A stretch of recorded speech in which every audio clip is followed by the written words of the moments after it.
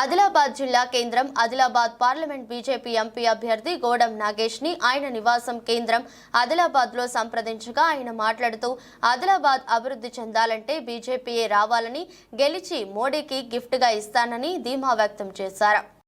Parliament సభ్యునిగా పనిచేసినటువంటి విషయాన్ని కూడా చాలా గ్రామాల్లో జిల్లా వ్యాప్తంగా కూడా నాకున్నటువంటి అనుచర గలం కావచ్చు, నాకున్నటువంటి సత్సంబంధాలు కావచ్చు, లేకపోతే సుదీర్ఘమైనటువంటి రాజకీయ జీవితంలో పరిపాలన విషయంలో కూడా మరి అనేక ప్రాంతాల్లో కూడా కార్యక్రమాలు చేసినటువంటి వ్యక్తిగా ఈరోజు ఇవన్నీ ఒక ఎత్తు అయితే ఈరోజు దేశవ్యాప్తంగా కూడా గౌరవ మోడీ గారి యొక్క నాయకత్వంలో దేశంలో భారతీయ జనతా పార్టీ మళ్ళొకసారి రావాలని చెప్పేసి ప్రజలు కోరుకుంటారు. ఎందుకంటే ప్రతి ఒక్క వ్యక్తి కూడా, ప్రతి ఒక్క ఓటర్ కూడా ఆయన మనసులో ఉన్నటువంటి ఈరోజు సరే స్థానికంగా ఢిల్లీ ఎలక్షన్స్ అయిపోయినాయి. మాకు ఇప్పుడు ఢిల్లీ ఎలక్షన్స్లో భారతీయ జనతా పార్టీని, మోడీ గారి ప్రతినిధిని గోడం నాగేష్ గారిని గెలిపిస్తామని చెప్పేసి ప్రతి ఒక్కరు కూడా ఈరోజు అంటారు. మాకు అసలు అవరోధాలు లేదు. మేము చాలా క్లియర్గా ఈరోజు ఆదిలాబాద్ పార్లమెంట్ నియోజకవర్గాన్ని గెలవబోతాం. ఎందుకంటే అది ప్రజల్లో ఉంది.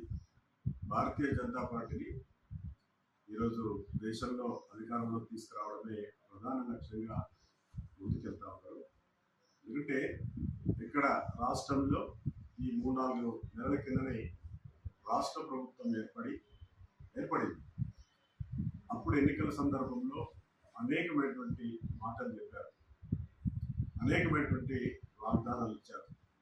అంటే వాగ్దానాలు అనేవి రాజకీయ పార్టీలకు సహజం, కానీ వారు డెడ్ లైన్ పెట్టుకుని మేము వస్తే డిసెంబర్ 9 నాడు మేము చెప్పినటువంటి ఈ 6 గ్యారంటీలన్నింటినీ కూడా మొదటి అసెంబ్లీ సమావేశాల్లోనే చట్టబద్ధత కల్పిస్తాం, రుణమాఫీ చేస్తాం అని మాట ఇవ్వడం జరిగింది. మళ్ళీ మాట మార్చి ఏమన్నారు, 100 రోజులు అని చెప్పారు. 100 రోజులు పూర్తి అయిపోయినాయి. అంటే రుణాన్ని చేసుకునే కార్యక్రమం ఈనాడు కాంగ్రెస్ పార్టీ చేస్తూ ఉంది. ప్రజలకి అర్థమైంది. అంటే ప్రజలు కూడా, ఎందుకంటే చాలా ఓటర్లు కూడా చాలా తెలివైన వారు. ఏదో కాంగ్రెస్ పార్టీ 100 ఏళ్ల చరిత్ర ఉంది, మేమే 75 సంవత్సరాలు మేము మోసం చేశాం, ఇంకా మోసం చేస్తామంటే ప్రజలు ఊరుకో. కాబట్టి ఈరోజు ఎలాంటి మచ్చ లేకుండా, అవినీతి ఆరోపణలు లేకుండా స్వచ్ఛమైనటువంటి సురక్షితమైనటువంటి పాలన సాగిస్తున్నటువంటి ఈరోజు భారతీయ జనతా పార్టీని కేంద్రంలో తీసుకురావడానికి సిద్ధంగా ఉన్నారు. ఎందుకంటే రాష్ట్రానికి సంబంధించిన ఎన్నికలు పూర్తయ్యాయి. దేశంలో ఎవరు ఉండాలి అనేది దేశ ప్రజలు, రాష్ట్ర ప్రజలు అందరూ కూడా ఇప్పటికే నిర్ణయానికి వచ్చారు. ఎందుకంటే దేశంలో ఎవరి యొక్క చేతులతో ప్రభుత్వం ఉంటే దేశం సురక్షితంగా ఉంటుంది, సుస్థిరత అభివృద్ధి సాధిస్తుంది, ఆర్థిక వ్యవస్థ అభివృద్ధిలో పయనించడానికి ఎవరైతే బాగుంటుందనేది ప్రజలందరికీ, మేధావులందరికీ, మామూలు స్థానికంగా ఉన్నటువంటి ప్రతి ఒక్కరికి కూడా తెలిసిపోయింది. కాబట్టి అందరూ ఈరోజు భారతీయ జనతా పార్టీ వైపే ఉంటారు తప్ప ఎక్కడ కూడా ఇంకో పార్టీకి వెళ్ళడానికి సిద్ధంగా లేదు. ఉపాధ్యాయ వృత్తిలో కూడా నేను సీనియరే,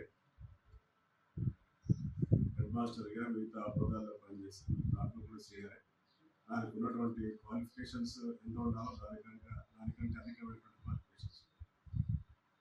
అదే కాకుండా రాష్ట్ర మంత్రిగా పరిపాలన అనుభవం, కార్పొరేషన్ చైర్మన్గా నాకున్నటువంటి అనుభవం, శాసనసభ్యునిగా ఆపోజిషన్లో శాసనసభ్యునిగా చేశాను, పార్లమెంట్ సభ్యునిగా ఈ దేశ రాజకీయాలు ఏ విధంగా ఉంటాయి, అదే మాదిరిగా కేంద్ర ప్రభుత్వానికి సంబంధించినటువంటి పరిపాలన ఏ విధంగా ఉంటుంది, కేంద్ర మంత్రులు అదే మాదిరిగా సెక్రటరీస్ ఏ విధంగా విధానాలని అంటే డెలివరీ చేస్తారు,